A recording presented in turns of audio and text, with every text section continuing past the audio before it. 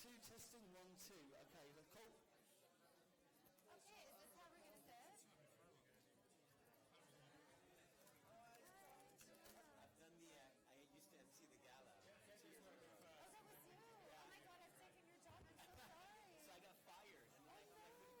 if you want any sort of chat for 5 minutes. We only need 3. We only need 3 decimals. We only need 3 on there. Or in fact 2, you can have a flying ball. That's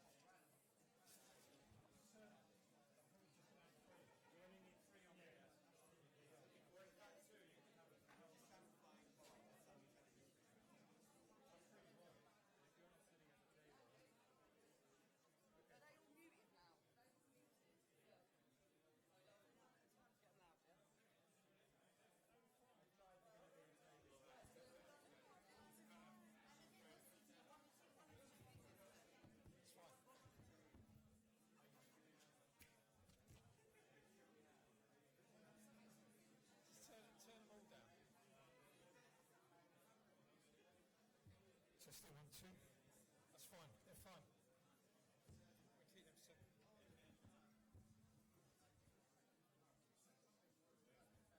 2, 2, 1, 2.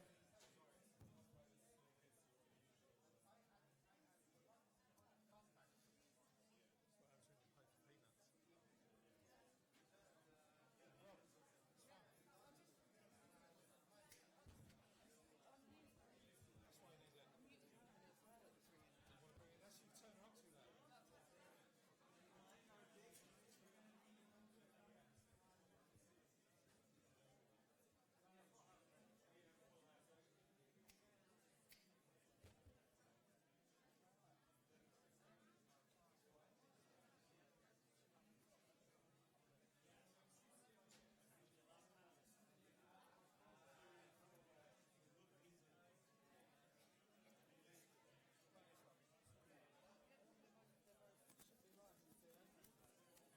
One, two. One, two.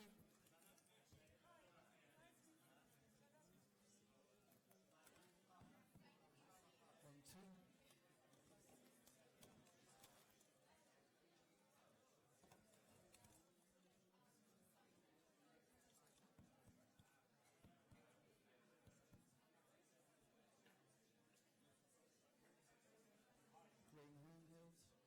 1, 2.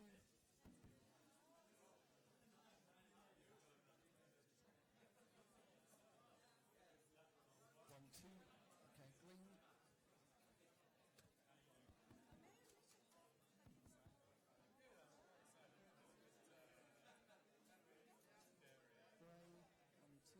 2. Grey handheld. 1, 2. Fine.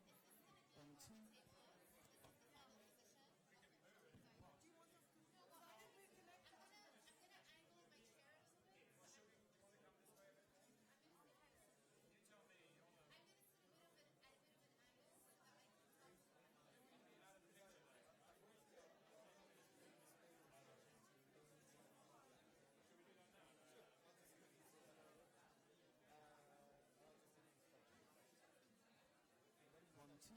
One, two. 1, 2. 1, 2. Yes, exactly. Self-service. Let me see. And then I have to copy the. I just have to spend like 20 minutes working exactly that out. Thank you, Lou. Yeah, awesome. Okay, I'll just quick introduce. Ladies and gentlemen. Oh yeah.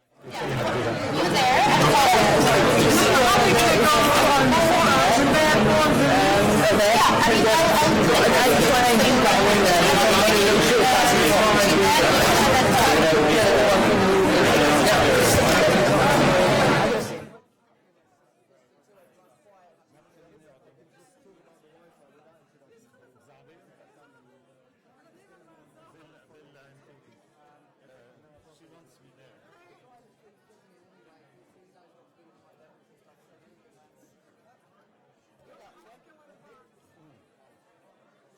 Hello. Hello everyone, it's fantastic to see you. How's it going? How many of you have internet access? Please put your hands up. Internet access, your hand up right high. Okay, so I think a lot of you don't have internet access, so I'm going to give you instructions on how to gain internet access, but you're going to have to concentrate and follow my instructions, okay? It's a bit complicated. Step number 1, go to your settings and select UCL guest, okay? So everyone now who's not online, one UCL guest. And then open a browser and open a random window that hasn't been opened before. And you'll see a UCL window pop up.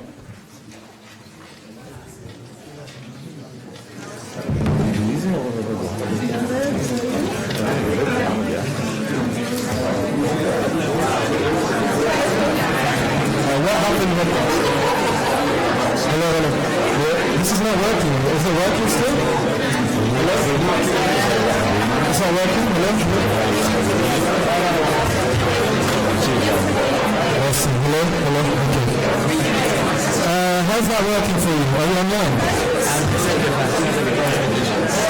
You're connected. Perfect. Okay.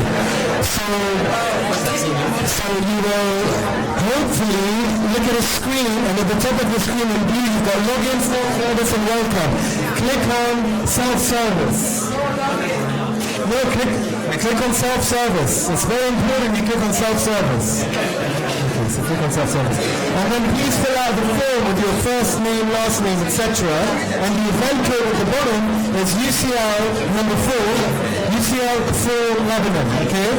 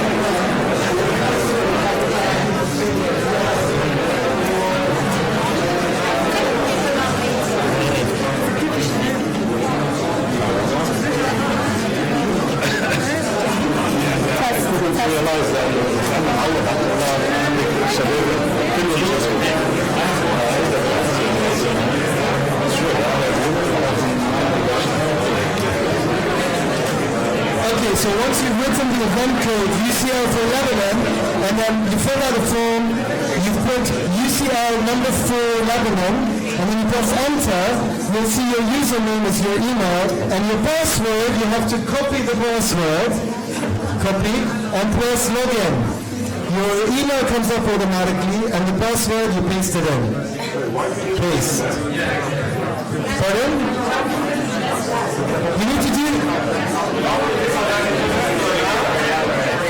I'll say it again. Oh, no, but they want to know why.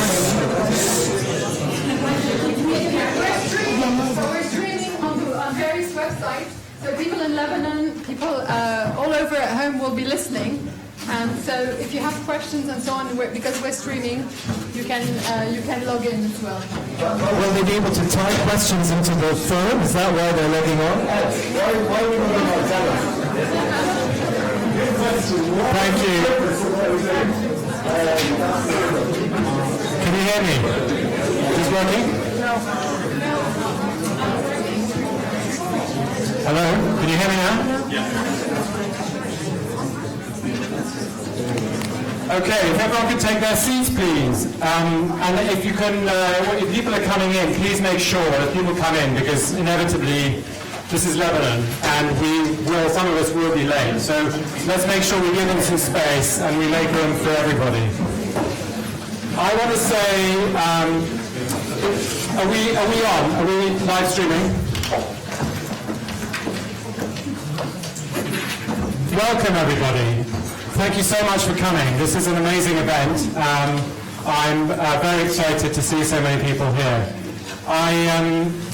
What we're trying to do here tonight is have a discussion about matters that are very important to all of us. Lebanon is currently going through some extraordinary turmoil.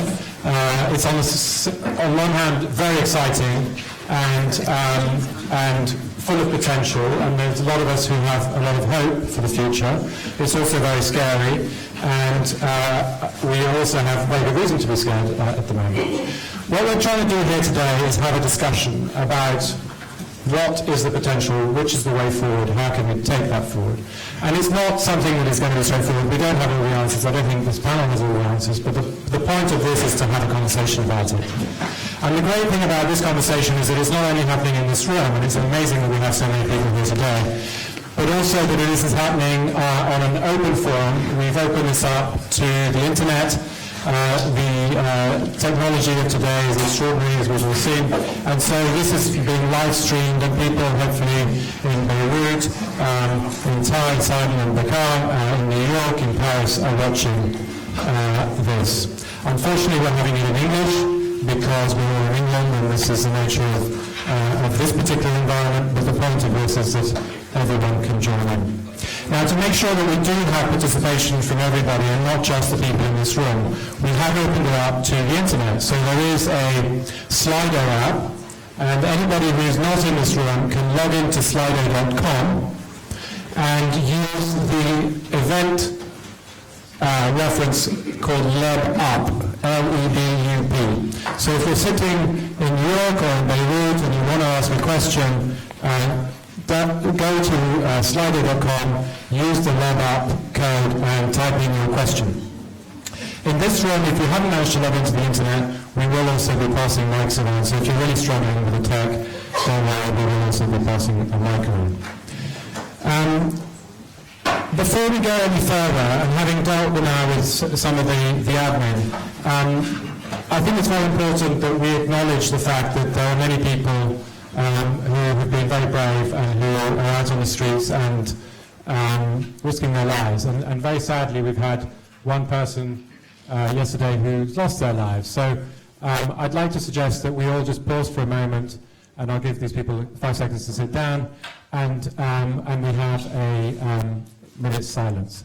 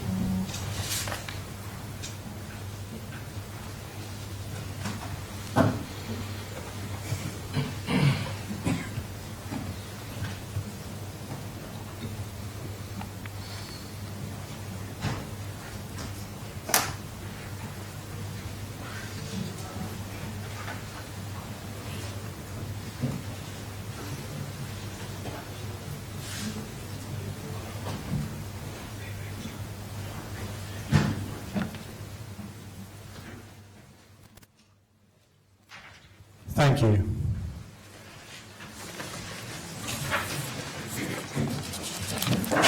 What I would like to do now is just very briefly introduce the Centre for Lebanese Studies and Life, your co-host for this evening, and then very quickly introduce Jomana, who's going to be hosting, moderating. Moderating is the word I was looking for, this panel, this very illustrious panel. So, very briefly, the Centre for Lebanese Studies, and I'm very proud to be a governor of the Centre for Lebanese Studies, was established in '84 by a group of concerned Lebanese from all the major sects, and really during the depths of the civil war.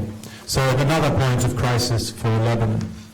Our mission is to build a better Lebanon through high-quality research that promotes Lebanon's long-term social cohesion and sustainable development. And I think we all agree those are important missions. The CLS is registered as a charity in the UK and as an NGO in Lebanon. We've always been independent, non-confessional, and politically non-aligned.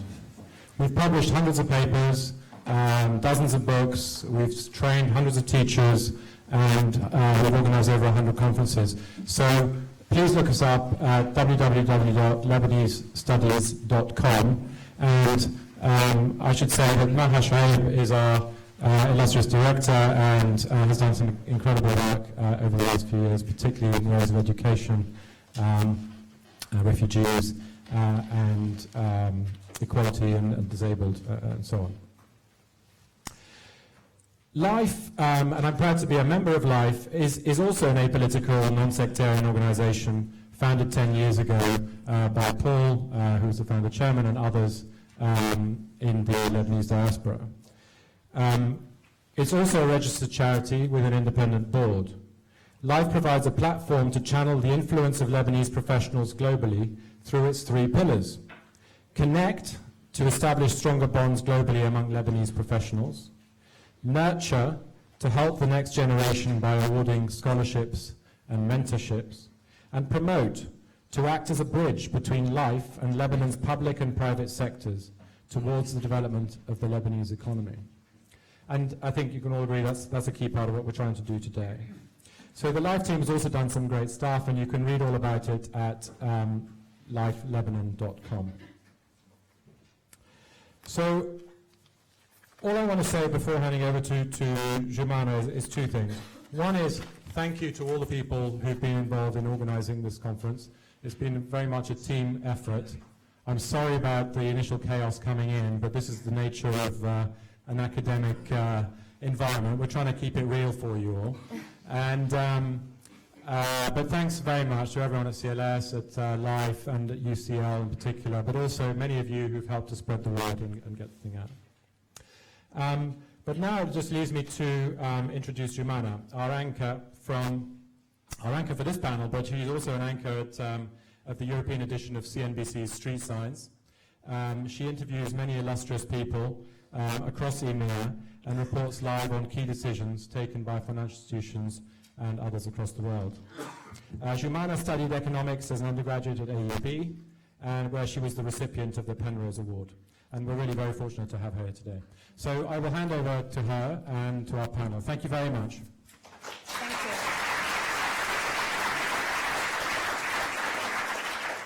Thank you, Ed, and thanks to all of you for taking time out of your evenings to come and join us for this panel. I'm very much looking forward to the discussion today. As Ed mentioned, my name is Jumana Bersecci. I work for the Business News Channel. Okay, you can't hear me, so that's the first mistake I'm making on this panel. I've got a lapel mic, so hopefully... I've got this one. Okay, let's start again. Welcome to the panel.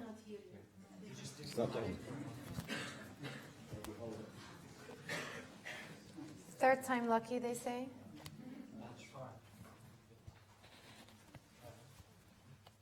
All right. If anyone cannot hear me, can you put your hand up? You have to be able to hear, because then the streaming, they have to hear you as well. So we have to make sure it's working. Okay. Yeah? Let me just go upstairs. Why don't you just use this one? All right. Let's just give it one moment, and then I'll start. We're good to go? Okay. Yeah, we're good to go. All right. I'm going to start again. Welcome to our panel, and thank you very much for taking the time to be here. It is a very important time for our country. I'm half Lebanese. I grew up in Lebanon. I studied in Lebanon, and it is a real privilege, actually, to be hosting this panel.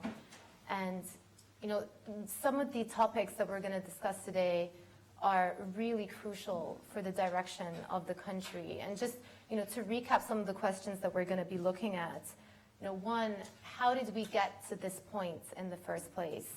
How can the hopes of the Lebanese people for a less corrupt and a less sectarian system be fulfilled? And finally, how can we urgently deal with our economy, which on many metrics is actually verging or very close to default at this point? It's on the brink of a crisis, and that is indeed the reality that we're facing. So we aim to discuss all of these topics and hopefully present some solutions, but the goal is really to create a platform for dialogue. We want you to get involved. Q&A is really important. So we will be having, say, a 15-minute discussion and then opening it up to your own questions, and I'll be fielding those questions. Just a couple of housekeeping as well from my side. If you could please keep your phones on silent. It goes without saying, but please take this opportunity now to make sure that they are actually switched off. Social media, we spent about 10 minutes trying to log into Wi-Fi. I think all of you are connected now. So if you are connected, feel free to get involved in social media. We've got 3 hashtags.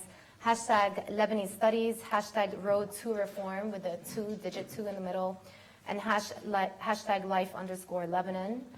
And as Ed mentioned, there is an application called Slido.com where you can submit questions real time using the event code hashtag LebUp. So I've got this iPad here. I'm going to be keeping an eye out for your questions and hopefully incorporating them into our dialogue as well. So that will be hopefully something that we can set up real time as well, in addition to the Q&A that we're going to do afterwards.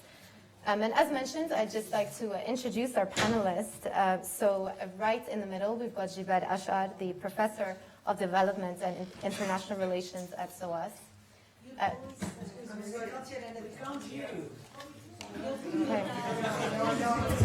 I'm just going to do it old-fashioned. All right, we'll sort this out. Anyway, we're getting to the important bit now. Our panelist, Jibad Ashar, Professor of Development and International Relations at SOAS, right in the middle. To his left, Maha Shaib, the Director of the Center for Lebanese Studies, as introduced by Ed earlier. And Paul Raphael, on my left, the founding member of LIFE, which is, as we talked about, the Lebanese Institute for Finance Executives, and a senior financier yourself. So just to start off the discussion, the backdrop to this is obviously these demonstrations have been going on for the better part of the last 4 weeks. And you speak to anyone on the ground and they'll tell you that demonstrations like this are unprecedented. The country has never really seen anything that is this much decentralized, this secular, and across all parts of the country. You talk to people on the ground and they say that this is no longer a street protest, this is a revolution. So Jibad, I'd like to start with you, and if you could just, perhaps this is a difficult question to answer in say 5 minutes or so, but, looking back, what is it really that got us to this point? I mean, you could say that the icing on the cake or the straw that broke the camel's back was the proposal to raise the introduce the WhatsApp tax, but, that was just the excuse, really. The issues are a lot more seminal. So if you could run us through what you think the motivation was and how we got to this point. Yes, thank you, and thank you, Anna, for organizing this discussion and for chairing it. As you said, it's a complex question and it's impossible to reply in 5 minutes, but let me say that we have just the consequence of a very old problem in Lebanon. Basically, the kind of society that was built in Lebanon since independence is one which had already all the features that have reached this, let's say, explosion point at present. And I belong to a generation where we have seen many such struggles, not that spectacular, but that was a time when you had a lot of social struggles in Lebanon before the war, before 1975. And the permanent complaint was about the corruption, the exploitation, the plunder to which the country was submitted by a political and business elite. And basically, that's what we can call a political business complex that has been ruling that country, plundering that country for many, many years before the war. And that's what you have now, with the difference that maybe some figures, some characters have changed. You have warlords as a result of 15 years of war, but basically the structures are the same. It's the same plunder, and I mean, when you look at the figures I have here under my eyes, for instance, a study of the connection between Lebanon's banking sector and the ruling class. The politically connected business is the business that is running Lebanon, and that's actually also generally the case in the Arab countries, and that's a major reason for this blockage that the whole Arab region has seen, which led to this explosion, which is going on. Start in 2011, but it's going on. We've had a new wave with Sudan, with Algeria, with Iraq, and with Lebanon. We shouldn't isolate Lebanon from that environment. And there are a lot of common reasons that are there.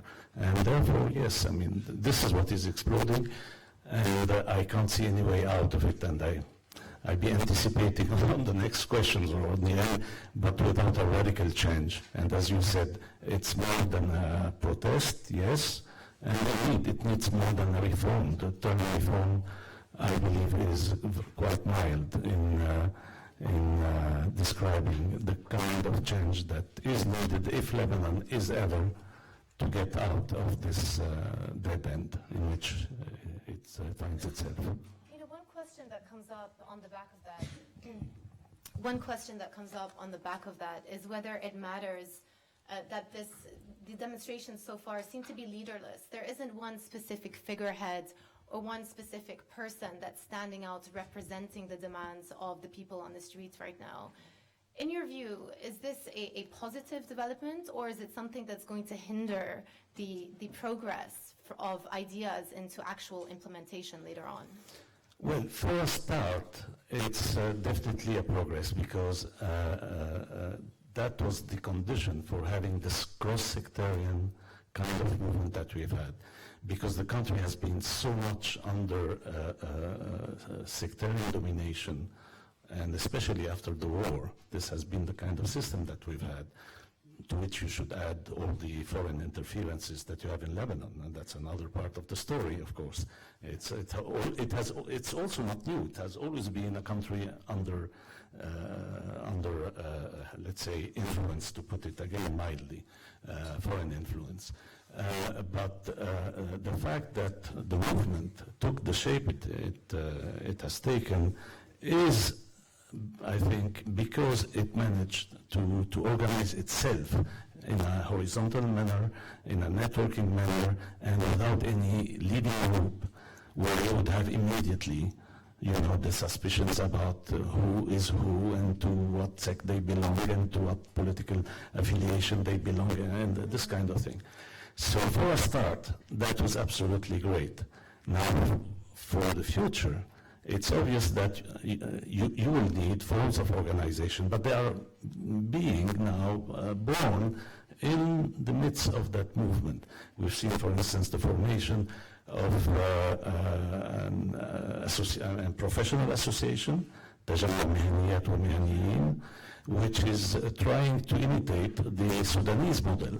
And we've seen in Sudan a revolution that was led, which was spearheaded by the Sudanese Professionals Association, which is something that was created in 2016 by university teachers, doctors, lawyers, and other professionals. And that was an underground organization. It managed to become the driving force, the leading force of what's happening in Sudan. And we have now, as I said, attempts at creating structures of that kind in Lebanon. We are seeing the same also in Iraq, by the way. So yes, these movements have a lot in common, actually. Okay, so we're going to talk about the future and what can be done looking ahead. But Maha, I want to turn to you because you've done a lot of work on the education system. Excuse me again with this microphone. I'll repeat the question. Maha, you've done a lot of work on the education system in Lebanon. And while I was prepping for this panel, I thought back at my own education. I studied in Lebanon. I did the Lebanese baccalaureate. And it occurred to me that my history lessons only covered everything in history up until World War II. And anyone here knows that Lebanon gained its independence in 1943. So, essentially my history stopped right after World War II. There's about 76 years of Lebanese history, of which 70 are unaccounted for in the Lebanese textbooks. Do you think that this lack of discourse, this lack of honesty about the civil war, about the tricky topics that have faced Lebanon as a nation, given its very short lifespan, it's only been around for 76 years, is one of the reasons that people in the end resort back to tribalism and resort back to their sect, their leader, their respective zaim in this case? Can I answer your question with a question, if I may, to the audience? I want to ask how many Lebanese are in the room. Please, if you can raise your hand. Okay, quite a lot. Lebanese. And now, can I ask how many of you went to a public school in Lebanon? Public school. Public school. Okay, state school. Yes, I know. It's state school, and how many of you? So I could see 1, 2, 3. Okay. So I guess that answers a little bit what I want to try to argue.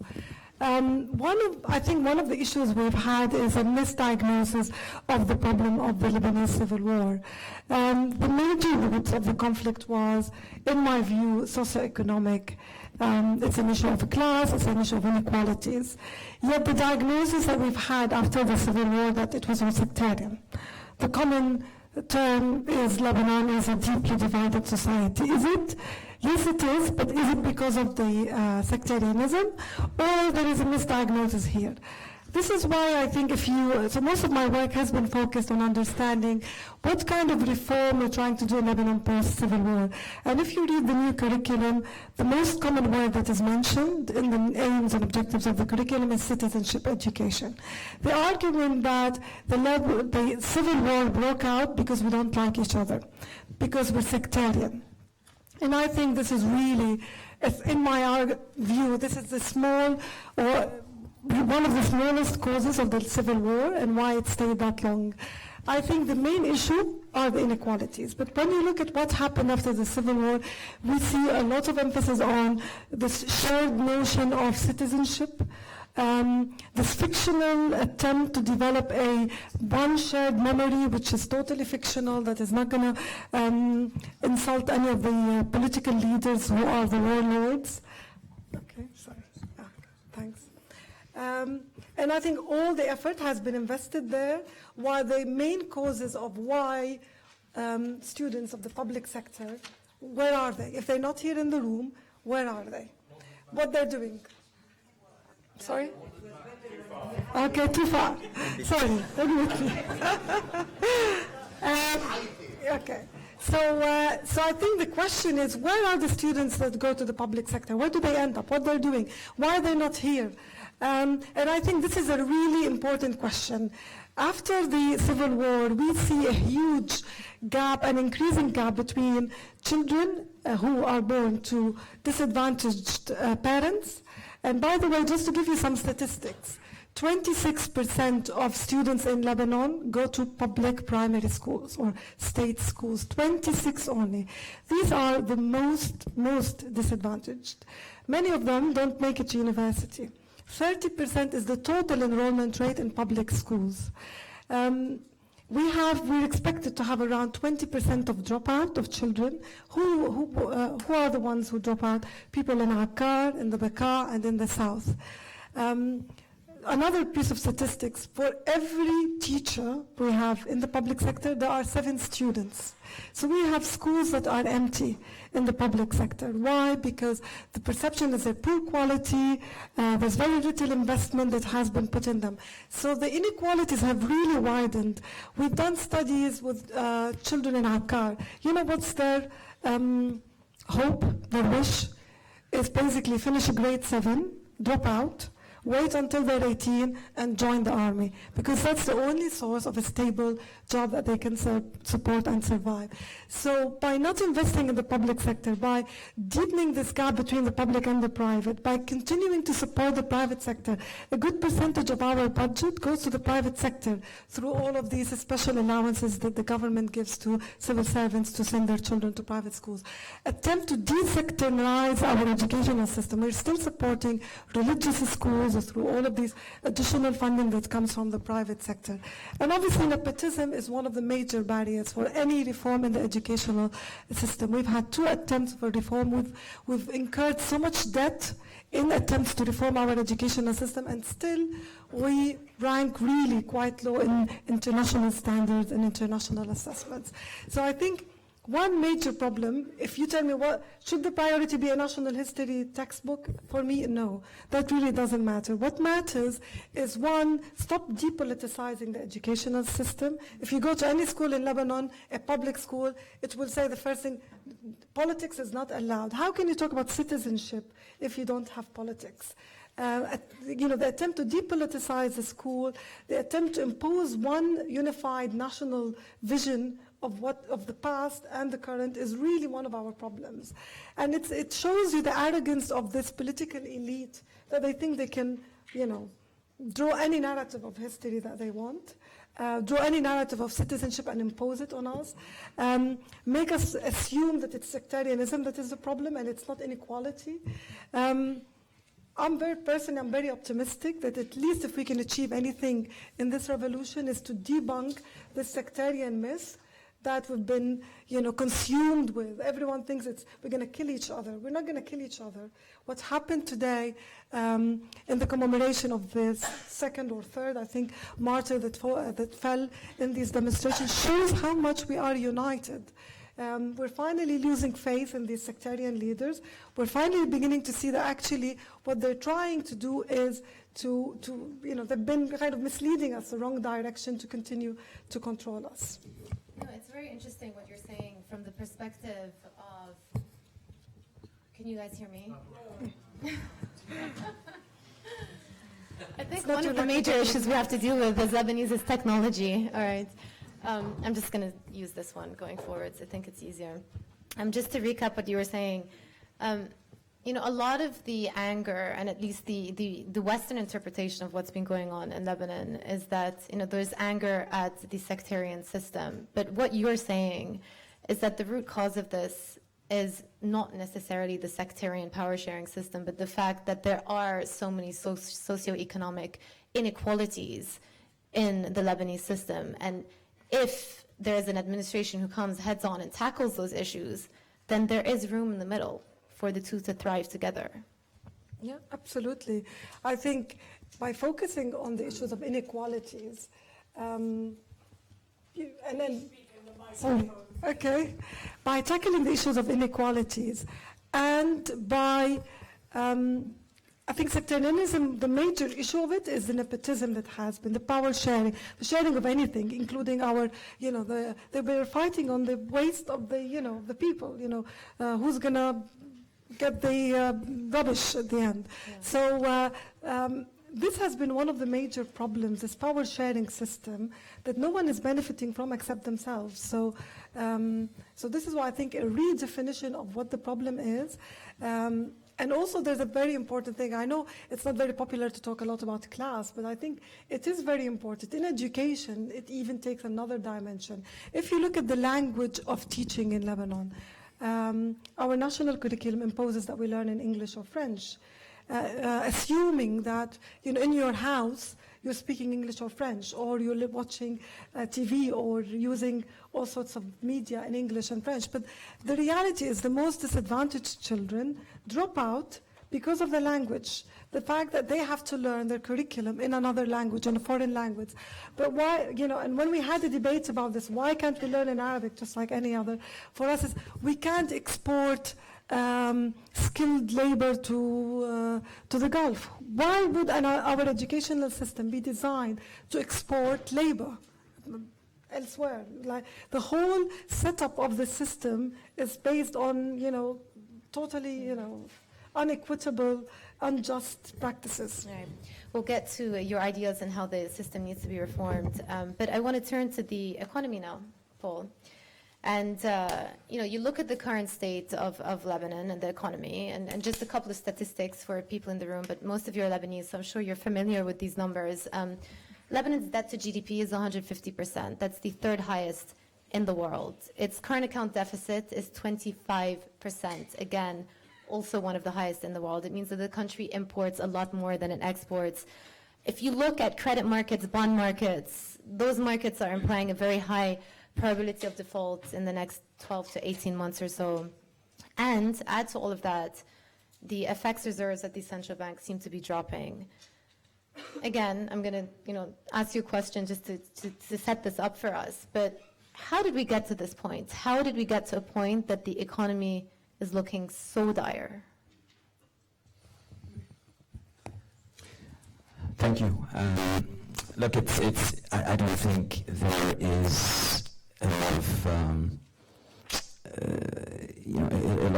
a dark place where this came from. I think when you have, as both of the other speakers articulated, an economy where you in effect have a Stockholm syndrome where the people are captive to their jailers, you end up frankly applauding and causing up to your jailers, and then they end up voting for them again and again, and enabling them to get away with what many of them publicly have said,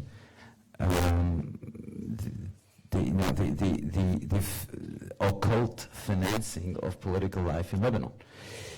By another term, corruption, or et cetera, et cetera. So I don't think we need to go into economic theory to figure out how we got here. It's just that people were able comfortably and easily, without a lot of checks and balances, to dip into public finances, to finance themselves, their families, their systems, and at some point the system breaks down. So is it too loud?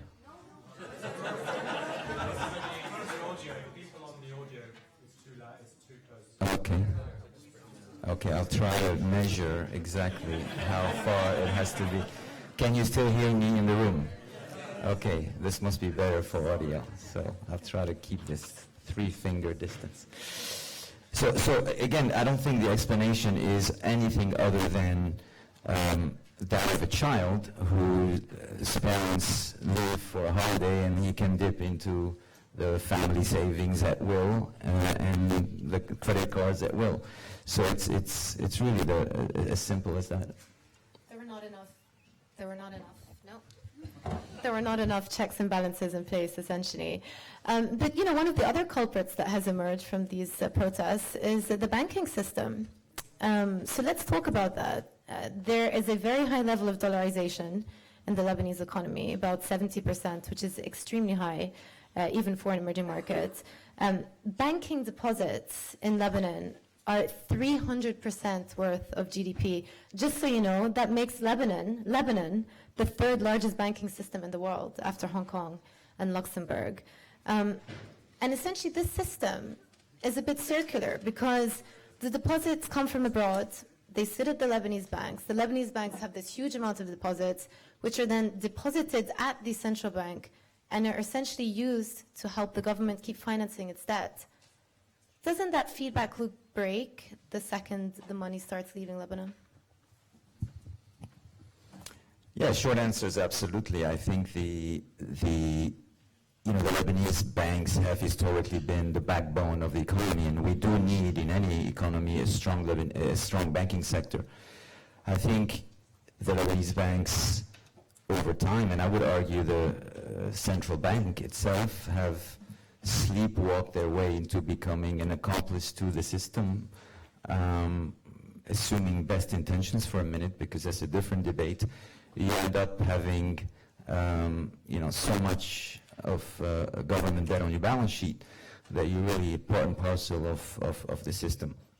And when you talk about potential default, given that 90% of this debt is held by this particular Lebanese banking system, it's almost default at will, because they can easily just roll over and just say, fine, we'll roll over. So that's partly why it hasn't defaulted yet, but clearly there's a debt relief, debt restructuring, debt reprofiling that is required as part of any potential future stabilization plan in the country. And the banks will have to pay, certainly at a minimum, part of the bill that's required to stabilize the economy.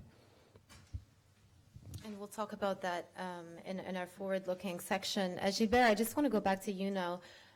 One of the protester demands is to set up a technocrat government. Do you think that that is the right way forward? Well, I understand it as a kind of more a negative demand than a positive one, in the sense that people don't want the same politicians to be in government again. So the term technocrat or experts, akhsaiyin in Arabic, is the term used, just to mean that they want a government, a caretaking government that could organize new elections. That's more or less the kind of demands that we see. It's not the belief that there will be some technocrats who will be solving all that, because the real question, and you've had recently 18 economists who published a rescue kind of plan for the country, with which, I largely agree. I think that makes a lot of sense. But one point in that is the monitoring by the people of government, and that's the most important, much more important than what kind of technocrats you may have. You need a government that is under a control of that popular movement that went in the streets. And that's why if you have a government of the usual traditional forces, it won't be under control of anybody except these forces, or who controls them from abroad. That's a different story. So that's the key point, I would say. We touched on this a little bit earlier, but let's talk about that power sharing dynamic, because actually since independence and post-Civil War, the system in place has been that the key roles are assigned to your respective religious denominations. So, we have a Christian Maronite president, we have a Sunni prime minister, we have a Shia Speaker of the House, and that has been the system. And, the question is whether this has helped keep stability, or whether it has helped keep the same people in the same jobs for almost 30 years, whether it's them or whether it's the same family. And do you think that if that model ever changes, would it be so disruptive that actually it would be very damaging for Lebanon? No, I think that's you've had different uses of sectarianism over the years. But basically, they are a tool for that ruling group that I tried to describe, which belongs to all the sects, in which all the sects are represented in some way, to control the country and divide the people. And that's why it was so original to see a cross-sectarian movement. Because, in terms of size, in 2005, you had also huge numbers of people in the streets, in Beirut at least. But they were divided, according to the tradition in the country, along sectarian lines. And this time, that went over that. And that's the great originality and the great importance of what's going on. So basically, sectarianism has been used to perpetuate, indeed, types of power. Although, as I said, the players may change. You had the traditional landowner classes, for instance, that were represented in the political class in Lebanon, the ruling class before the war. Today you have a lot of warlords, or people who were a product of the war, or products of something else, like, for instance, Hariri is the product of the oil boom in the Gulf in some way. So, but the same, those elites use this sectarian system to perpetuate their power and their control and their division of the people. And that's where you have the importance, again, of what's going on now. If I may complement that from, if you wear your economic and financial lens for a minute, I think we are having a confluence of two very major fault lines in Lebanon today, which are apparent to us. One of them is obviously on the screens every day, which are the protesters, and clearly they're establishing a different political fault line that's along, maybe as you say, horizontal lines, not vertical sectarian lines. That is not the purview of life, certainly, and not my expertise, and certainly the expertise of my fellow panelists. But if you look at the other major fault line, clearly an economic meltdown is happening before our very eyes. There isn't a picture to it, and there's not CNN footage around it, but it's happening. And certainly you mentioned it in terms of whether it's the rates at which the Eurobonds are trading, or whether we could look at reserves or what have you. So to address that second issue, economic meltdown, or the risk of economic meltdown, is no longer a risk, we're in it. And so what do we need to do to change that? And I think certainly within life we've come up with this acronym called TPC. You need a tripod of three things to come together to arrest that economic meltdown. The first T is team. You do need a team, and that's why I picked up on this. It doesn't matter, frankly, that they're different from those that are there. What matters is that they know what they're doing. So you need a team that is made up of experts in these fields, number one. Number two, that know how to work well together. And number three, that have access and credibility to international funds. So P, you need a plan. You need a forward-looking plan, and I'll come back to why in a minute. It's important to focus on the medium and long term, not just short term. But most importantly, there is no way around the need for a 5 to 10 billion capital injection in Lebanon. A team and a plan alone, or even a political solution, will not work to avoid economic meltdown without a 3 to 5 billion liquidity line and a 5 to 10 billion investment line. And the reason I say those three is because, at least with that economic lens, you are trying to solve for one thing, which is the return of confidence. Investment and financial confidence needs to come back, and that needs to happen clearly on the political front, but on the economic front, it needs to involve a new team, a plan, and capital injection. And the reason I want to double-click on plan just for a quick second is that a lot of people talk to us about our white paper. We talk a lot about the other recent paper. When you invest in an economy, you're not just looking at someone taking short-term measures. You need to know where you're going. And so to return financial confidence, you're going to need to have a plan that's comprehensive, that is transparent, that has milestones, and that has a team that is that has the credibility to put it in place. So that's why we feel team, plan, capital are essential, and frankly also mutually dependent. You will not have capital from the IMF, World Bank, friendly nations unless, and we know this firsthand, unless there's a team in place that they feel is a credible team to execute on deploying that capital. And clearly we also know firsthand from a number of the potential names that keep coming up as potential technocrats that these guys will not be forthcoming unless it's a pre-approved plan and the capital alongside it. Otherwise, they're literally swimming upstream in a very impossible manner. So adding a dose of realism to this, Zubair, you wanted to weigh in? Yeah, I want to chip in, if I may. I don't think that you can solve the problem of Lebanon by relying on private investment today. For the simple reason that private investment, to be conducive to development, not private investment in real estate speculation, of which we have more than a lot in Lebanon, and in the whole Arab region, actually. If you see the figures, we have much more people working in construction and real estate than in manufacturing in the whole region. And that's a sign of weakness and of speculative economies, not productive economies. And the point is, private investment needs political stability and needs predictability. needs governments that are transparent, needs the rule of law. Yeah. We don't have that in the region. So to believe that you may create by some magic this, I think is going nowhere. And therefore what is needed is public investment, but therefore with a state under popular control, public investment which has to be financed by taxation.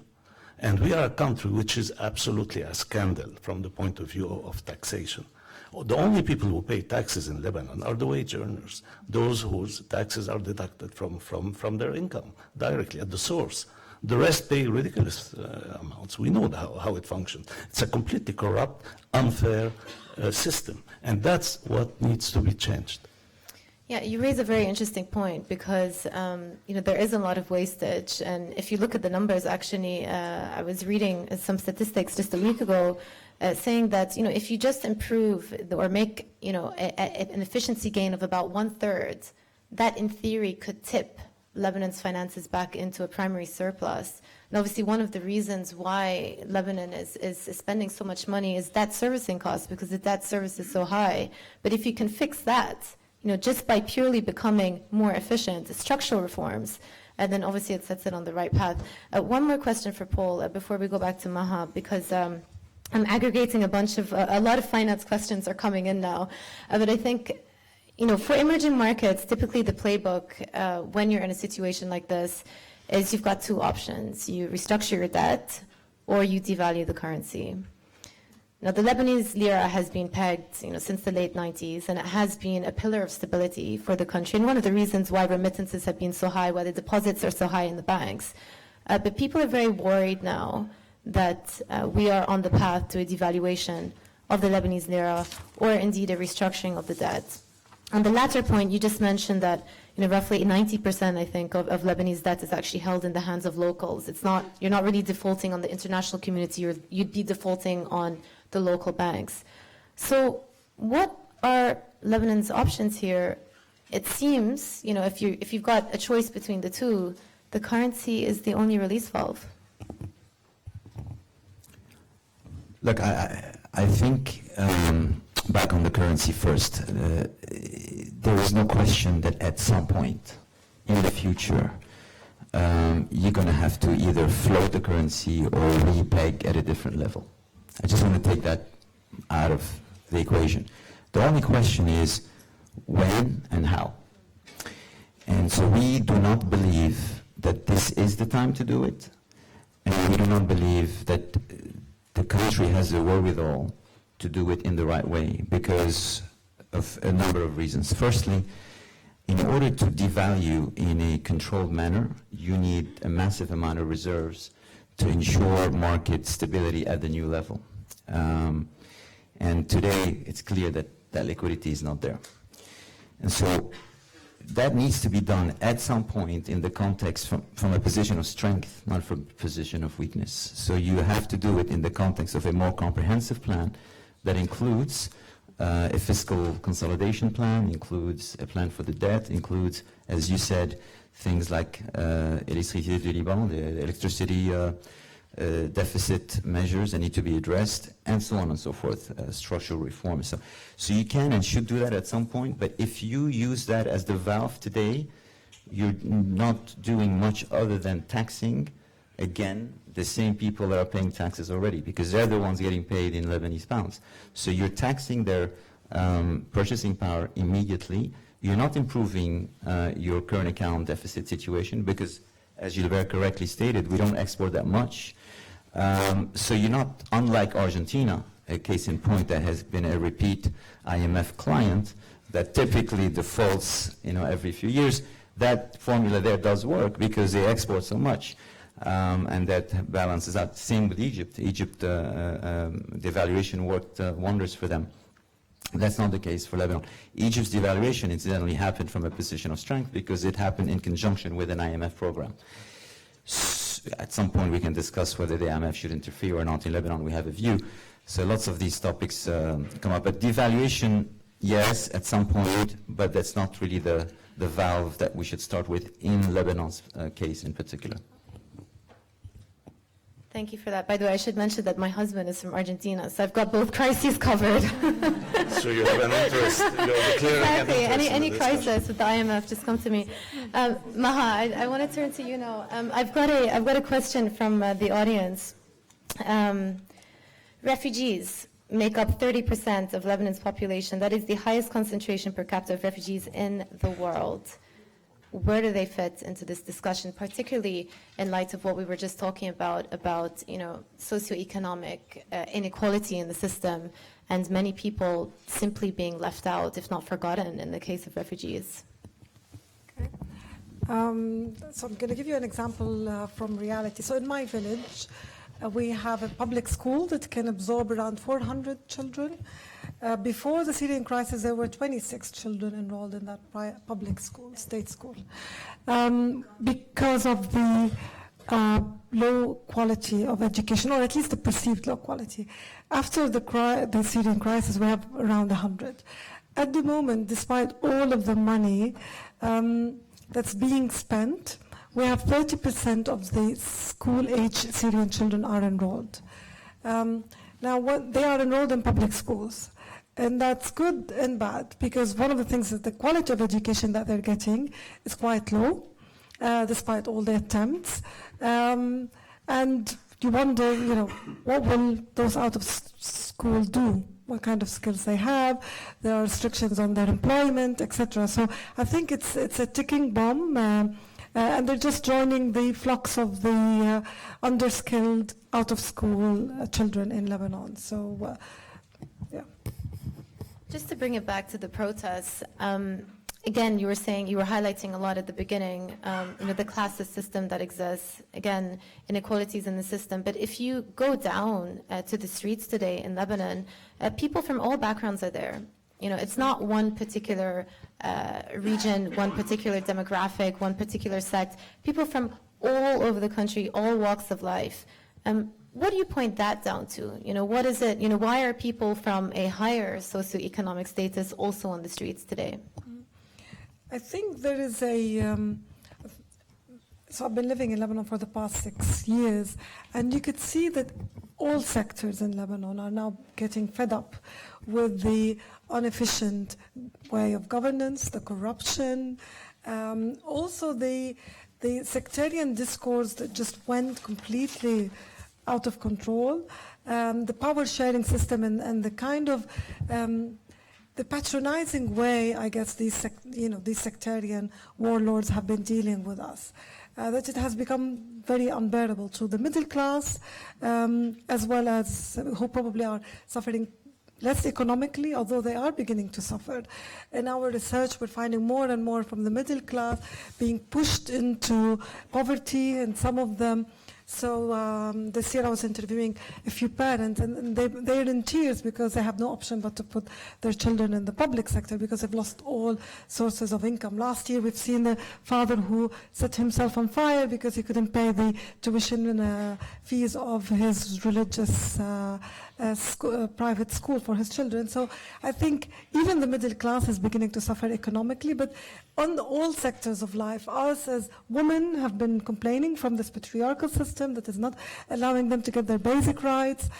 People of all walks of life are beginning to lose trust and faith in the system. And this, I guess, is also the stubbornness to reform is what is making people feel more and more skeptical about the system, yielding any positive results. You mentioned it actually, and you said women, and one of the hashtags or one of the slogans that's going around is Thawra Untha.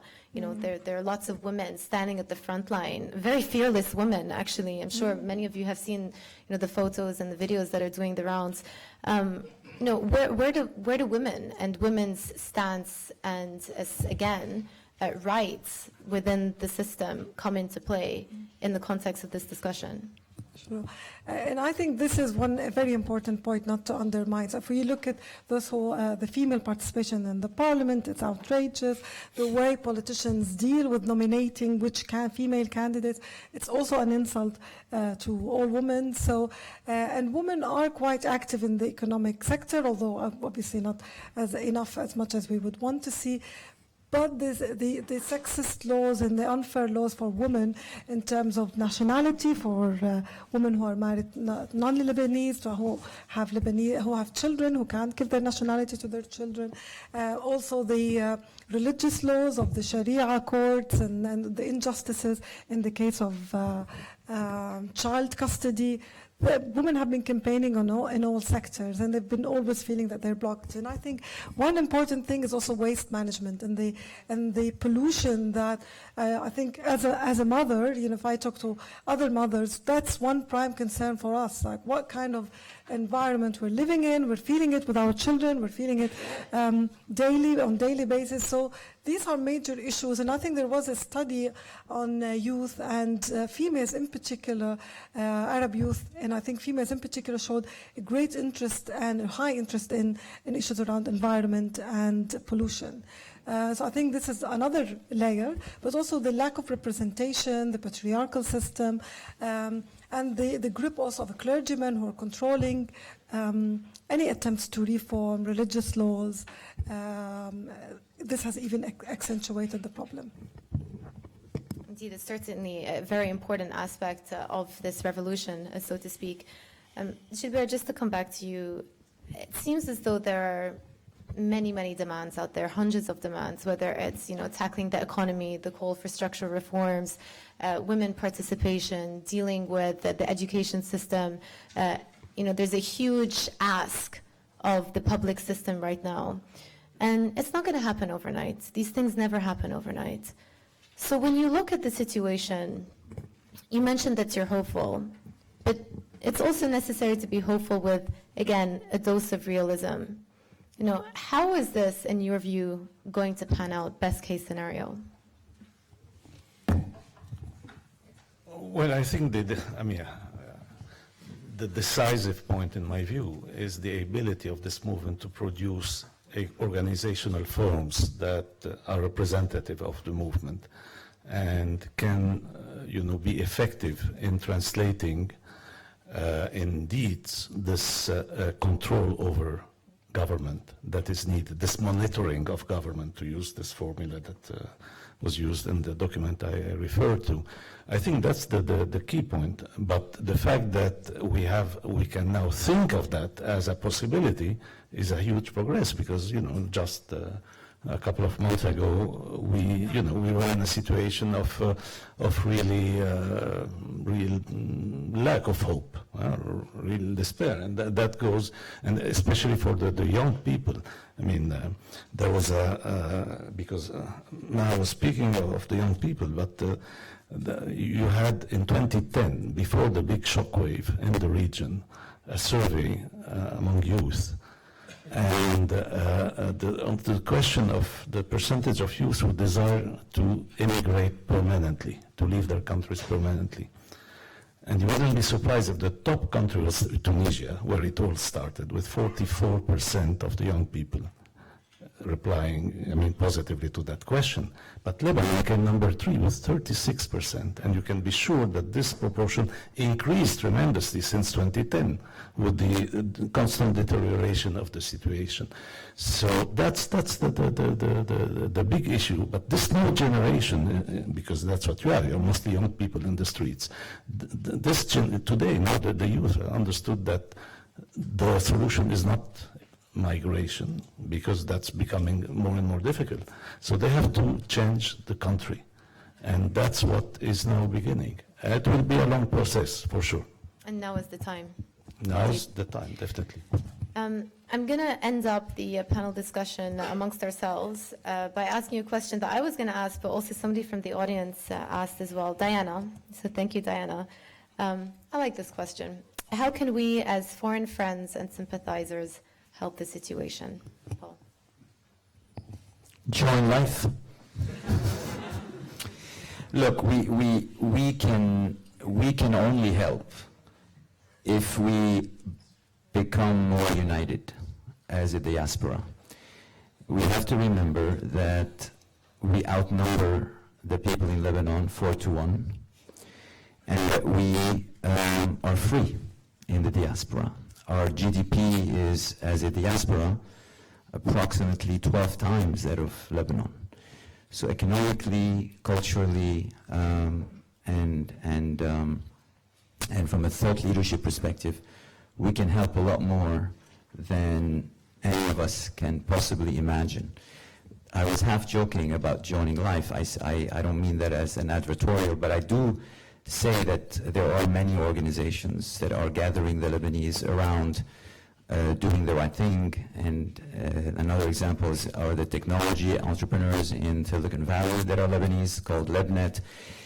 And as, at least for the example of Life, we expand beyond finance, it becomes a global professional association that can do a whole host of things, from educating more children in Lebanon and contributing to not just high school education, but social enterprise education, technical skills, being able to have those children not be exported, but to be employed domestically, to helping on Vision 2030, 40, 50, around becoming a more service economy that exports the services without having to export its people.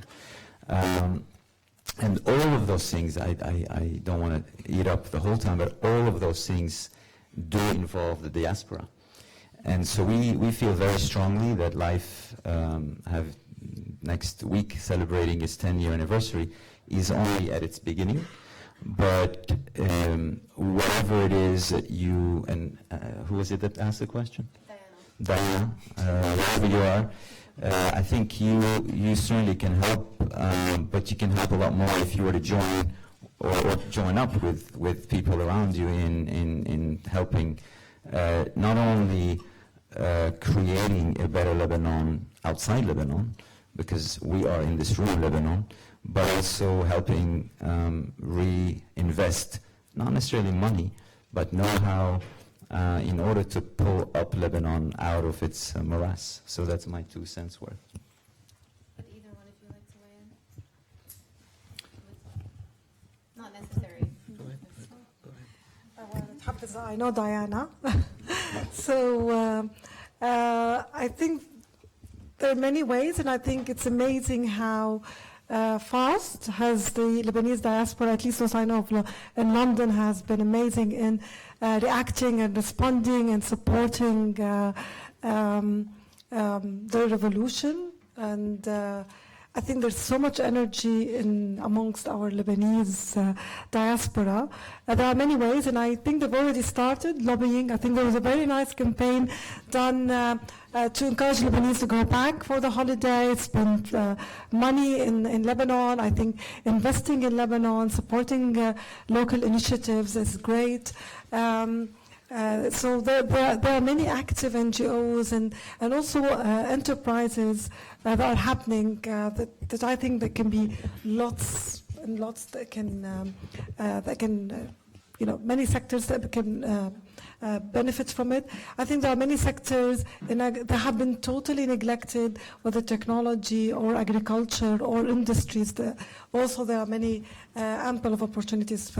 And I know from Diana, the experience in technology and blended learning and online learning that help provide more access to education is also extremely valuable. At the end of the day, it's quite simple to support local. I mentioned the current account deficit, and the reason it's so wide is because people buy things from abroad. We don't buy Lebanese-made products, and that could easily make a big difference. I'm going to open it up to questions now. I'll probably aggregate a couple at a time in the interest of time. So we've got one from the lady over there, the gentleman to her left as well. Let's start with those two.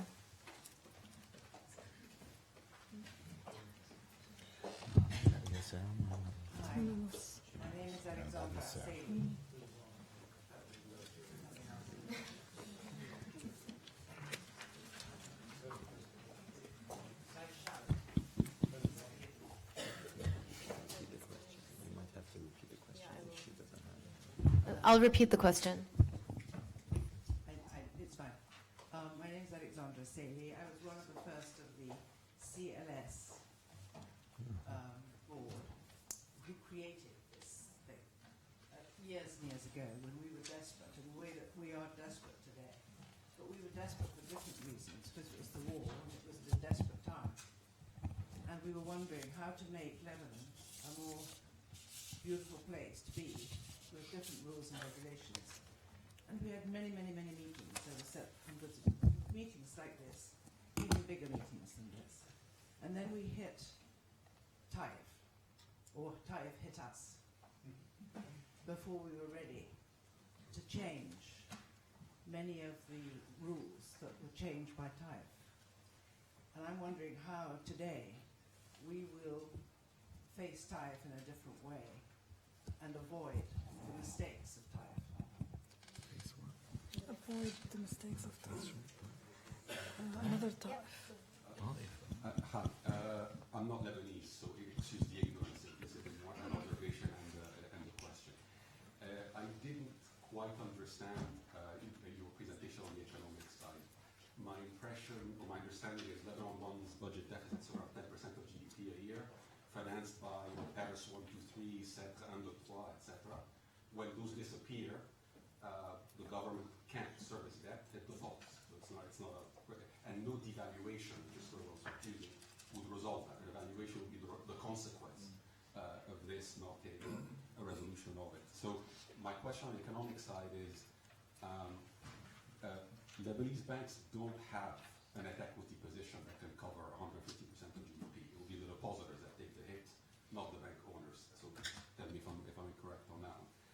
My other observation is much simpler. I'm really surprised the big elephant in the room, a Shia militia armed to the teeth, holding the revolution hostage, as best as I can tell as an outsider, is really the only stumbling block to this revolution at the moment, has not come up in the conversation.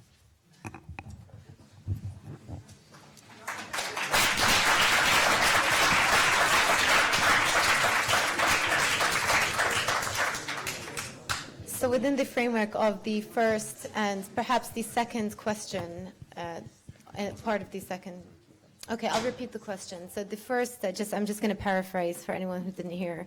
The first is with respect to the Taif Accord from 1989 and the lady who was also part of the founding committee of CLS. So thank you also for hosting this event today. I was saying that back in the 80s, and of course back then, Lebanon was very much immersed in civil war. There were discussions about how to make things better, how to change the rules, the regulations, to put Lebanon on the right path. Then, of course, it was a different time. Taif Accord came in, and ever since then we've had this model and have sort of kept with that model. How much of where we are today is a function of what was decided back in 1989? That is the first question, and perhaps wrapped into that, the other political side of it. I mean, we've talked about the political representation, but there is one particular political party that has grown immensely, especially over the last decades, and that is Hezbollah.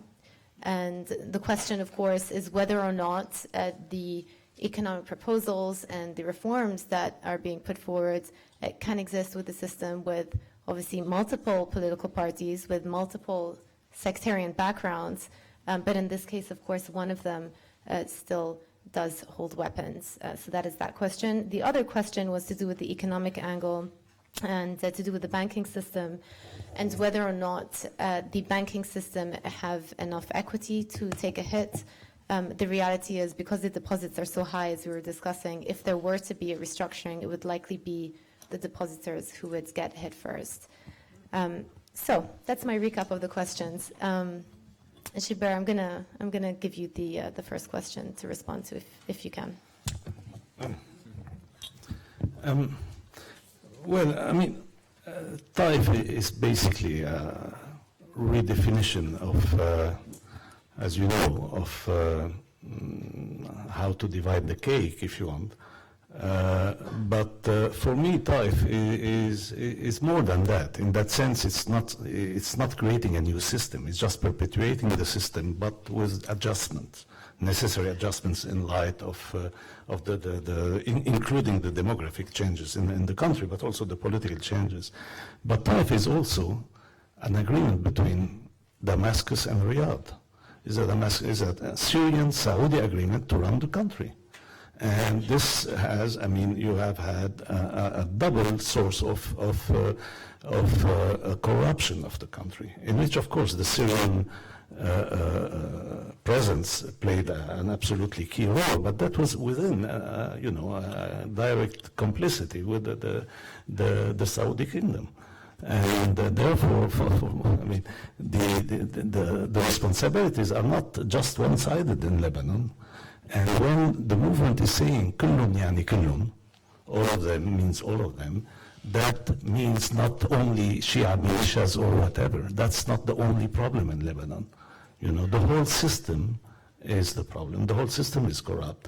And I think it would be very wrong to just designate just one side of that. And that actually would also be falling in the trap of turning it into a sectarian strife. And that would be the worst thing. And I think I wouldn't have applauded to the mention of Shia militias.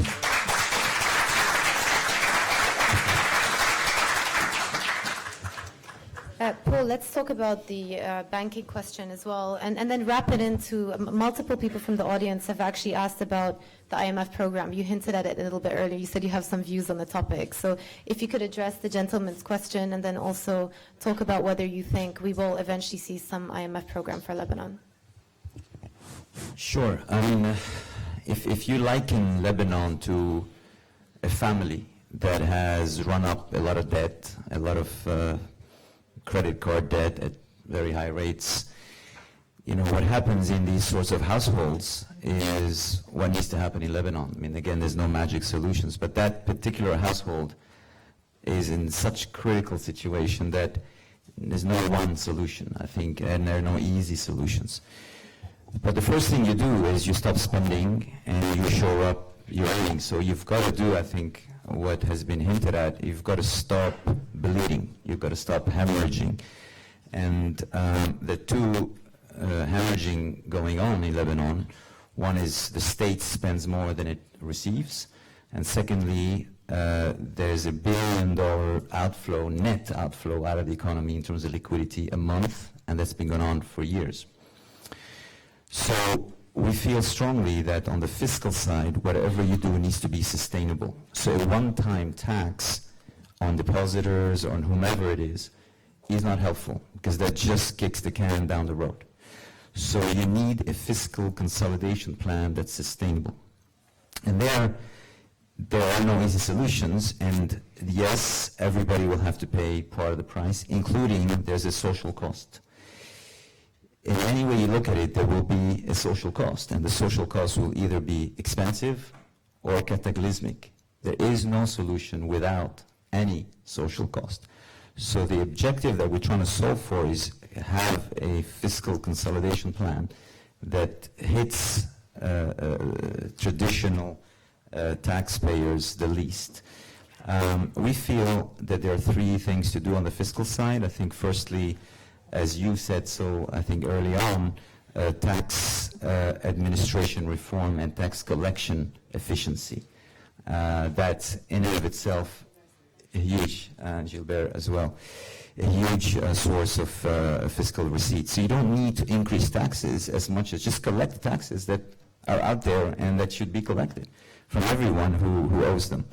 The second thing is, and we're pretty radical on this, you have to stop immediately the Électricité du Liban subsidies. Immediately. People have to pay their electric bills. And that is a very huge bill, $1.5 billion to $2 billion a year. And if you do those two things, you've gone a long way already to stabilize your fiscal picture. There are a couple other things that need to be done, and we can get into it. The second thing that you do is, at least you've stopped the hemorrhaging. So back on the debt picture, yes, you have 150% debt stock, and again there you have to address it. Even though you're going to stabilize the fiscal side, that's still too much debt. And there you're absolutely right, the bank's bank equity is not enough. So you're going to have to, once you do the fiscal, you create yourself fiscal space, you're going to have to address that and who pays the price. For sure, the equity holders will have to pay part of the price. I think this last week's directive to stop paying dividends is long overdue. the requirement for equity holders to dip their hands in their pocket and put ante-up money into the banks is also long overdue, and that's a preparatory step for them to take a hit. But you're right, I think there's no ability for all the equity to be wiped out, otherwise you have no banking sector, no ability for capital formation in the country. So you'll end up there having to have either the depositors or the Eurobond holders. We favor the Eurobond holders taking a haircut and not the depositors. Because if you remember back on the point we're trying to solve for is investment and financial confidence. The second you hit depositors, you've just put a line out there to say, you know, it could happen again. So part of Lebanon's history of resilience has been that, you know, we do not hit and tax depositor money. So I think that the Eurobond stock, 150%, I think they took a chance on buying debt that we all knew was accumulating at a rapid pace, and they will have to themselves eventually take a haircut. So those are my two answers to fiscal and to the debt stock. It was not so much Paris 1, 2, 3, 4, 5, because those were frankly more smoke and mirrors. They were not really financing the economy. That's the only point perhaps I might disagree with you on, but otherwise I think your diagnosis and prognosis is excellent. On the IMF point, if you do the numbers for Lebanon, with all due respect to Gilbert, the public sector is bankrupt. So the public sector can no longer inject money in the economy. Everything we discussed as possible doing, ODL, taxation, etc., all that is just to bring you back up to break even.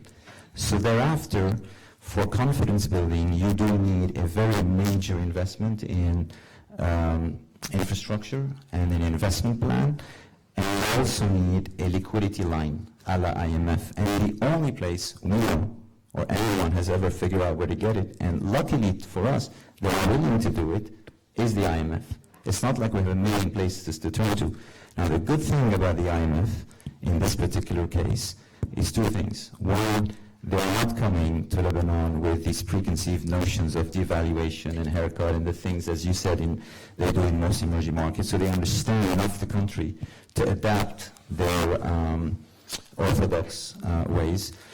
And the second good thing about the IMF is they're willing to write a check that behind which a lot of money will come. So in the case of Pakistan recently, for example, the IMF line, I believe, was around 6 billion, 6 to 8 billion, but behind that came another 34 billion, which is obviously World Bank money, multilateral money, and a friendly country kind of line. Mexico was the case in 1994, Argentina was the case multiple times. So we feel strongly that the IMF needs to be tapped because we have no other choice, but also because they bring an element of checks and balances to the picture and some transparency that I think is extremely needed at this stage. The new managing director of the IMF, Kristina Georgieva, was coming from the World Bank, who was obviously instrumental with the SEDG commitments. All right, a couple more questions. The gentleman over there. And do we have anyone this side? The lady over there in the back, yeah. My name is Brendan Malari, and I just moved back to the UK after 25 years. And first I have a comment for the two questions that came by. I was part of a group called Bhatia. We walked from October 1st. Sorry, what was the group called? Bhatia. Hello? We walked from October 1st to November 22nd, 2018, 750 kilometers on the perimeter of Lebanon. We distributed 15,000 copies of the Constitution, which effectively is a Taif Accord. There was a reason why we distributed the Taif Accord, because we believe that the issue with Taif is not what's in Taif, it's the implementation of the agreement. It's far from perfect, and I'd like to hear from the panelists, but many of the requests today of the street are already included in the present constitution of the country. They're just not implemented, including a country that is non-sectarian, that is free, etc., etc. We also realized through our walk, we had 42 or 45 town meetings, that the requests and the grievances across the country, from Bhatia to Naoura to Baalbek to Saida to Tripoli, were all the same. Everybody wants good education, clean water, no garbage, etc. The real question is, with the increasing inequality in Lebanon, how do you build a state? Because inequality means insecurity. Insecurity means attachment to sectarian beliefs. And part of the issue with bringing in the IMF or reforming the tax system or whatever it may be is you don't have a state in Lebanon. How do you build a state in a country where there is huge inequality and a huge attachment to this source of security in a world of insecurity?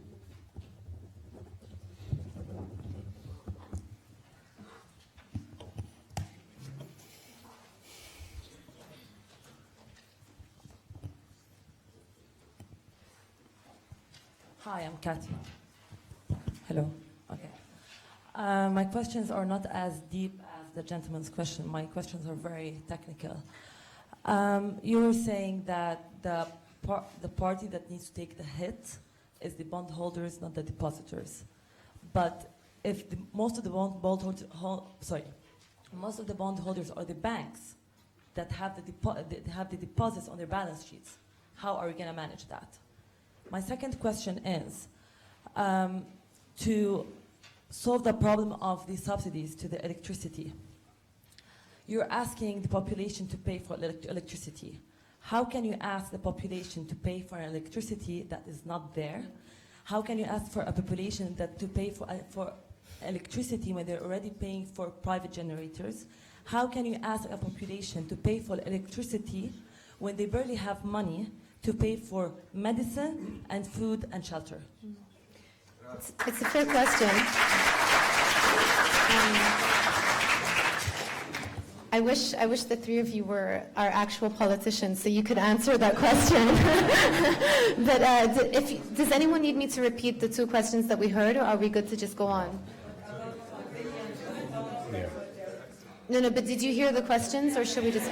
All right, okay, so let's start with the first one then, on how you actually move towards a state. I mean, we covered this quite a lot in panel, indirectly and directly, but I think, to the gentleman's point, there are parts of Taif Accord that seemingly he agrees with. Fundamentally, people are just asking for basic rights. They want running water, they want electricity 24 hours a day, they want access to education, they want access to a public healthcare system, how any democracy should work, really.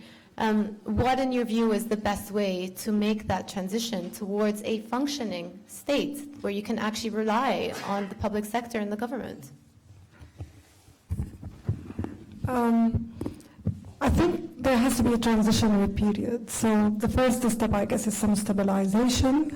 And I think new formation of political groups is really important. The Taif was a compromise between warlords and those who want to move to a second stage. However, we never saw stage 2. We only kept seeing the warlords who would not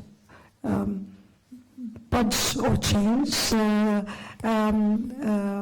privileges. So what we need is probably a new phase of political life that is injected in Lebanon. But I also want, if I may, to go back to the question about the big elephant in the room. I disagree that this is the big elephant in the room. I think the big elephant in the room is the economic crisis. And this economic crisis is not caused by weapons. And Hezbollah also is not the result of just people who want to just have weapons. The reality is that there was an occupation for a very long period of time, and that is something that we cannot forget. So this is, and it's a super sensitive point, because what is important now, what Lebanese need now is economic reform. The issue of Hezbollah weapons is for a later stage. This is why I think it's super important to keep the emphasis that this is an economic crisis, and it's important to reform the economic system. I'll stop here.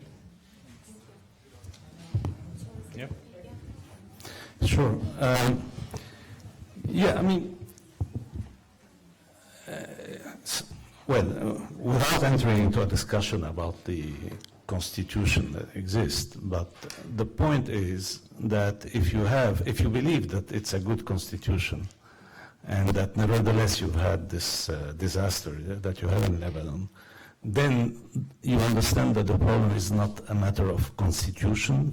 The bottom line is one, again, well, the term inequality has been mentioned, but one of democracy, real democracy, and real popular control over government, which doesn't exist in Lebanon and doesn't exist in the region anyway. So that's I would say the key issue again, and that's why this revolution or revolt or whatever the name is very important, provided that it can produce lasting consequences in the form of organization. Now, I would like to reply on the issue of public investment and also the IMF. I mean, there's a lot of money in Lebanon, but it's in a very few hands, okay? Inequality has been mentioned, yeah? So, of course, if you had a real democratic setting in Lebanon, it would need to reconsider all this money, where it comes from, how much of it is licit and how much is illicit, you know. I mean, this issue, I mean, you have laws about min ayna laka hada and all that, which are not applied in Lebanon. So this is one part of the problem. Of course, you would need to do all this to set capital control, as has been proposed. Then you have the issue of taxation. So you have sources of money. The problem is how to organize the economy in a way where you could use that money productively. And here I don't think the IMF is of a real help, because the IMF is based on the dogma of the private sector as being the sole engine of development in the economy, right? And the IMF is all for privatization. And privatization, I think, in the context of Lebanon, would be worsening the problem, not solving the problem. Any belief that running public services through private interests would solve the problem in Lebanon, knowing how much corrupt the whole system is, not only the public, but the private one also, I think that's a big problem. So that's why I believe that the issue here is really a matter of democratic control and public, creating something that you could really call public, right? Because public is a term that doesn't qualify something correct in Lebanon. The public is private in Lebanon. It has to be re-nationalized. The public sector discussion isn't just specific to Lebanon. You know, this is this country, we've got elections coming up on December the 12th, and you've got the left calling for nationalization for their taxes. So it isn't specifically endemic to Lebanon, and obviously this is a much broader discussion. But, you know, it is interesting that, you know, both perspectives do involve, you know, more efficient private sector involvement and, of course, more efficient public investment. But, you know, as of now, there certainly appears to be a lot of room for improvements on both of those sides. One other elephant in the room, because there are lots of them, this is just to tie into that, and we'll get to the lady's question there. Returning to the state, the stolen millions, even billions from the politicians, how should this be addressed? Because that's another big inefficiency. Yeah, that's what I mentioned. Yeah. So that's part and parcel of, you know, restoring a wealth that is on the table but actually isn't being captured. Yeah, but you know, about just a little word about nationalization and public sector. In this country, it's posed in terms of social justice and efficiency, right? In our country and in our region, it's a matter of basic development. The Arab world, and Lebanon is included, of course, has the lowest rates of growth of all Asia and Africa. And this is connected to the lowest rates of investment, because you've had a massive reduction in public investment, which theoretically, according to the IMF, would have been compensated by private investment, but for the reason we discussed, political instability, unpredictability, nepotism, and all that, this doesn't work. And that's the point. That's very different from what you have in a country like Britain. It's another issue. I want to move to the next question, I believe from Sylvia. Is it Sylvia? Katia. So with respect to the banking system, and you mentioned, the restructuring, and that in the case of restructuring the Eurobonds, to her point, you even said this, 90% of the Eurobonds are actually held by Lebanese banks.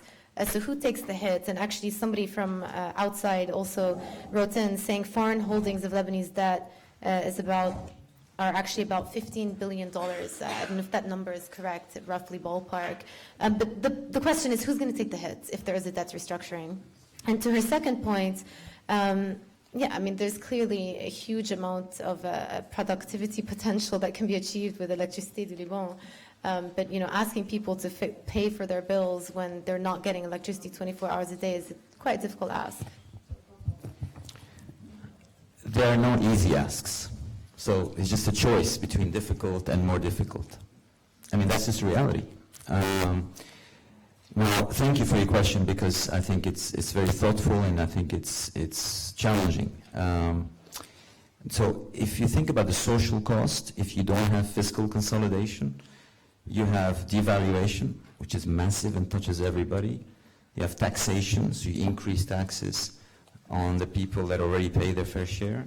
You have confiscation, and you have a capital freeze or liquidity freeze. These are the usual levers. And I guess we feel we should do everything we possibly can to avoid those four things, because they go to the Brazil Fernando Collor plan of 1992, they go to so on and so forth, so many cataclysmic events for those countries. So for people to pay their bills isn't easy, especially given how bad the service is. So I guess our point is twofold. The $1.5 billion that they don't pay, they're paying anyway, because it's not like there's a secret pocket called the state. The state is them. So everybody's paying for that deficit anyway. So all we're saying is, rather than us tax you more or devalue your purchasing power or confiscating your money or freezing your money, in the context of the third pillar we talk about, which is the investment plan, I talked about infrastructure investment plan, that would have to come relatively quickly, and actually in the case of Électricité du Liban, relatively easily, to deliver the service and to deliver the service at a competitive price, because today we're not competitive and we don't deliver. So I empathize with your point about it being difficult, but it's just less difficult than some of the other scenarios, and number two, they're paying for it anyway, and thirdly, we feel that if you do this as part of a full consolidation plan and comprehensive plan, there should be more efficient electricity at a better price over time. Now, with respect to the banking question, again, there's no way around it. In other words, you have really three choices in the banks, right? You tax the depositors, the equity holders, or the Eurobond holders. And you're absolutely right. Mechanically, if you're taxing or you're giving a haircut on the bonds, the equity gets reduced.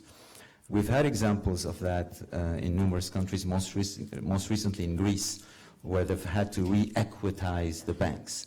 And I think the analysis will have to be done, but it'll have to be debt restructuring, and many of you here are more experts than I am on this. But typically it involves one of three things. Either you extend maturities to give the state more time to repay, and you go out to 30 years, 40 years, and that's one option, without necessarily reducing the actual nominal amount of the loan, therefore you're not hitting the equity of the banks. Number two, you agree a lower coupon on the debt, which may reduce the equity because you have to mark the market. Or thirdly, you do the haircut, the actual haircut itself. I'm being simplistic, but those are the three ways. But any way you look at it, it will possibly have to, not dollar for dollar, given what I've described, hit the equity. How much equity there might be, we don't know, because it depends on all the other things they need to do. but we think the re-equitization, in other words, the existing shareholders or other shareholders will need to dip into, including some of the people who've benefited, back into the banks to re-equitize the banks. May you raise your hand? You're the expert on this. Did you want to say something? Please, come on. May Nasrallah is a chairwoman of Life, and she is made a career of restructuring in her past life, so you can feel free to comment.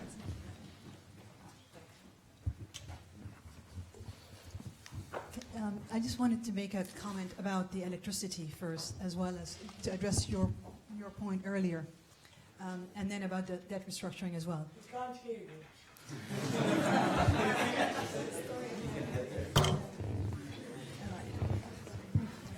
Sorry, okay, good. I just wanted to address the point that was mentioned earlier about the electricity and who pays for that and what happens to the people if they need to pay more for that, in addition to the question about the restructuring.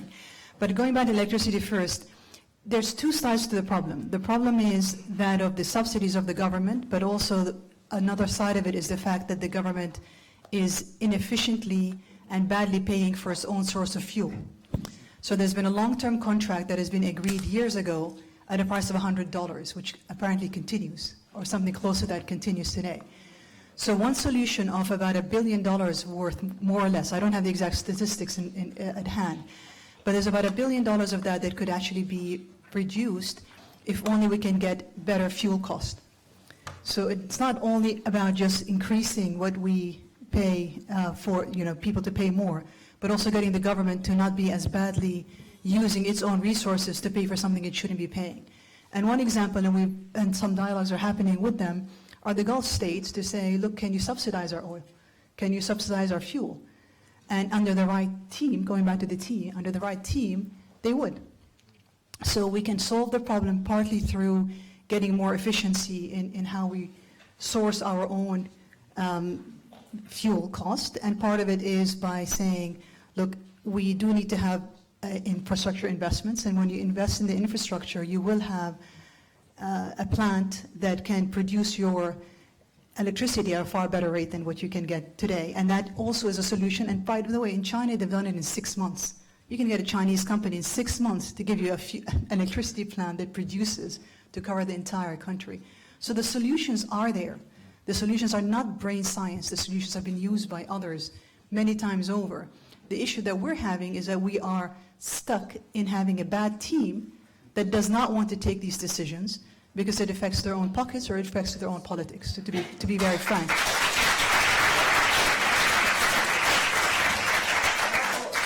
So going back to the team needs to change.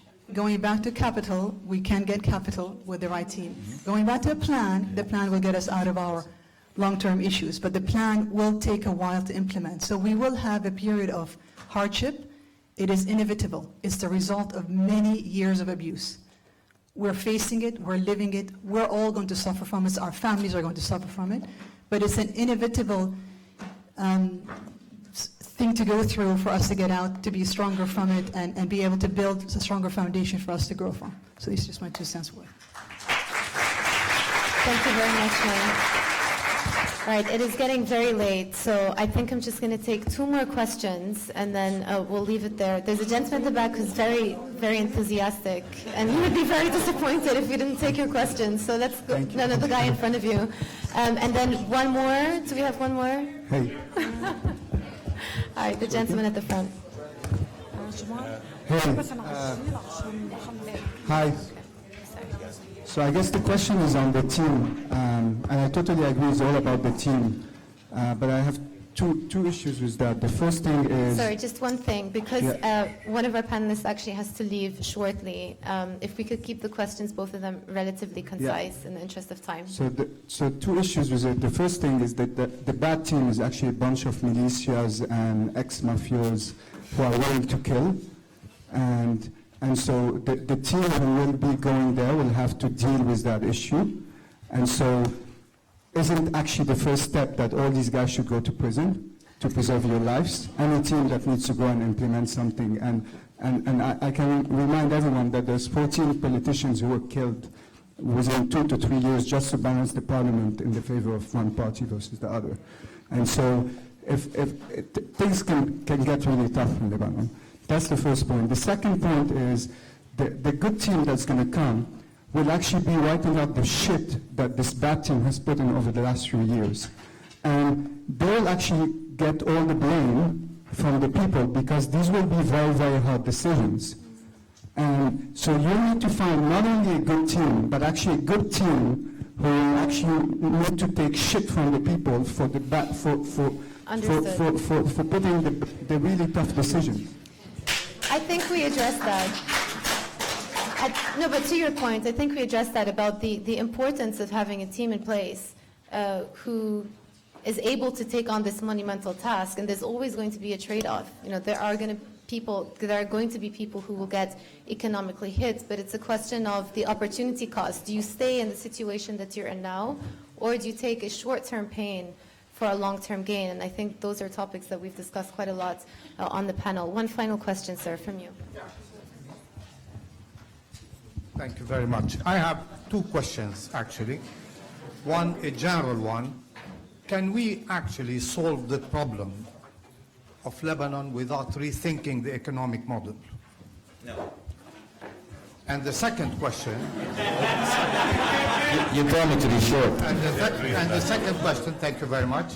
And the second question is, since $6 billion of deficit comes from interest rate, servicing the interest rate, and since the whole thing is like you lend me and I lend you, and you lend me back and I lend you back, why not just drop the interest rate from 15% down to 2% and just erase that $6 billion, and that solves the problem?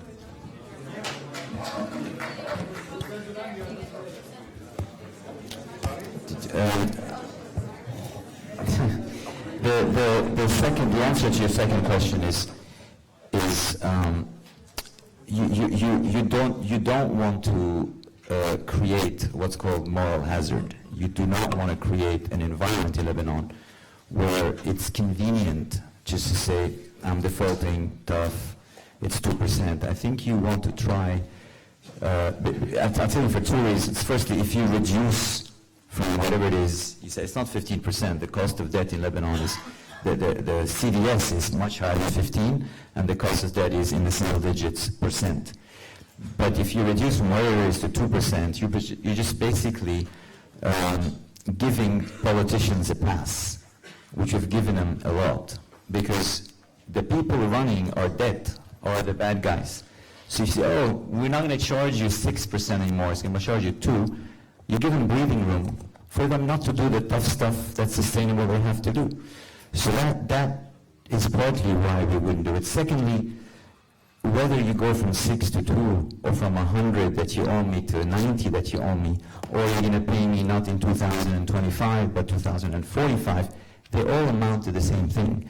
So you're onto something, but it's not just simply as simple as that, that's all. But eventually the face value of the IOU from held by the banks will have to decline in a manner that makes it easy to breathe.